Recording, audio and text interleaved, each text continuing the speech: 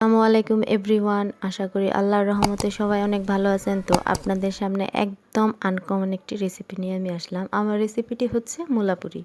তো মূলা পুরির জন্য আমি এখন 4টা মূলা নিয়ে নিলাম। মূলাগুলো ভালো করে ধুয়ে মূলার মাথাগুলো কেটে নিব। কেটে একটি গ্রেটারে খোসাসহ গ্রেট করে নিব। আমার রেসিপিটি যদি আপনাদের ভালো লেগে থাকে তাহলে লাইক, কমেন্ট, শেয়ার এবং সাবস্ক্রাইব করে আমার পাশে থাকবেন। আমাকে বেশি বেশি সাপোর্ট করবেন যাতে আমি আপনাদের ভালো ভালো রেসিপি দিতে পারি। তো আমার মূলাগুলো গ্রেট করা হয়ে গেছে। এখন আমি একটি সুতি কাপড়ে নিয়ে মূলাগুলোকে চেপে চেপে মূলার ভিতরে যে এক্সট্রা পানি আছে সেগুলো আমি বের করে নিব। তো মূলার এক্সট্রা পানি যদি বের করে ফেলে দেন তাহলে মূলার কোনো গন্ধ থাকবে না। তো আমি এখন একটি কাপড়ে দেখছেন কীভাবে নিচ্ছি। তো এভাবে সেম প্রসেস আপনারা করবেন। এখন চেপে চেপে পানিগুলো বের করবেন, তাহলে মূলার আর গন্ধ পাবেন না। তো মূলা দিয়ে যদি আপনারা পুরিটা বানিয়ে খান বুঝতেই পারবেন না যেটা মূলা দিয়ে বানাইছেন। খুব টেস্ট হয়, ট্রাস্ট মি, খুব টেস্ট হয়। আপনারা বাসায় ট্রাই করবেন, ট্রাই করে আমাকে কমেন্টে জানাবেন। তো দেখেন আমার মূলাটা চেপা হয়ে গেছে, দেখেন কত সুন্দর ঝরঝরা হয়েছে। এখন আমি মূলাগুলোকে ছাড়িয়ে নিচ্ছি, ঝরঝরে করে নিচ্ছি। ঝরঝরে করে নেওয়ার পর আমি এখানে শুকনো উপকরণগুলো দিয়ে দিব এক এক করে।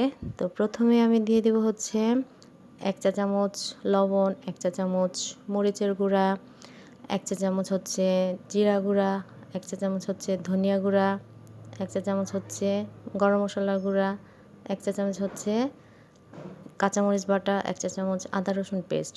এখন একসাথে সবগুলো উপকরণ আমি মেখে নিব। মেখে মিশিয়ে তারপর হচ্ছে আমি 1/4 কাপ ধনিয়া পাতা দিয়ে দেবো। তো আমার মাখা হয়ে গেছে। এখন আমি ধনিয়া পাতাগুলো দিয়ে আবার একটু মেখে নেব। আমার ধনিয়া পাতাগুলো দিয়ে মাখা হচ্ছে। তো আমার রেসিপিটা যদি ভালো লাগে আপনারা বাসায় ট্রাই করবেন, ট্রাই করে দেখবেন, খাবেন। আশা করি আপনাদেরও ভালো লাগবে। তো এখানে আমি ডোয়ের জন্য 2 কাপ ময়দা নিছি।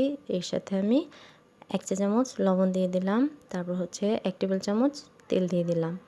তো দিয়ে আমি এখন ময়দাটাকে একটু হালকা মেখে নিব। মেখে তারপর হচ্ছে আমি পানি দিয়ে দেব। তো দেখেন আমি এখানে 1 কাপ পানি নিছি।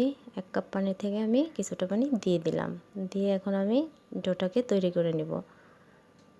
আমার আদার সাইডের শব্দ আসতেছে, যদি আপনাদের কানে লাগে তো আমি দুঃখিত।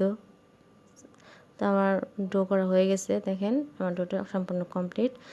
ডোটাকে আমি রেখে দিয়েছিলাম প্রায় 5 মিনিটের জন্য। তারপর ফিরে আসছি 5 মিনিট পর।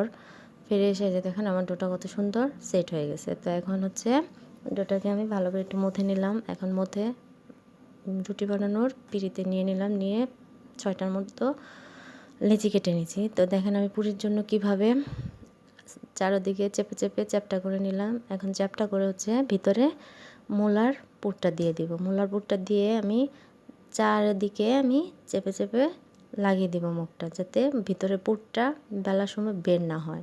দেখছেন আমি কীভাবে দিচ্ছি, সেম আপনারা এইভাবেই দেবেন। তা আশা করি আপনাদের ভিতরে আলু দেন, ডাল দেন, মূলা দেন, পেঁপে দেন, যা দিয়ে দেন না কেন কোনোটাই বের হবে না। তো এইভাবে করে আমি এবার হাত দিয়ে গোল করে দিচ্ছি। তা আমার একটা ভিতরে পুর ভরা মূলার হয়ে গেছে। তো সেম প্রসেস আমি আবার আরেকটা করতেছি। দেখেন এভাবে আপনারা ট্রাই করবেন, আশা করি পারবেন। সত্যি এই পুরিটা অনেক অনেক অনেক মজা হয়েছে। আপনারা না খেলে বুঝতেই পারবেন না। তবে সসের সাথে যদি খান মজাটা আরও একটু বেশি পাবেন আশা করি।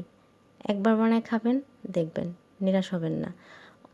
অজানা অচেনা মানুষের যদি আপনি খাওয়ান মূলা পুরি, যদি আপনি না বলেন সে বুঝতেই পারবেন না যে আপনি মূলা দিয়ে এটা বানিয়েছেন।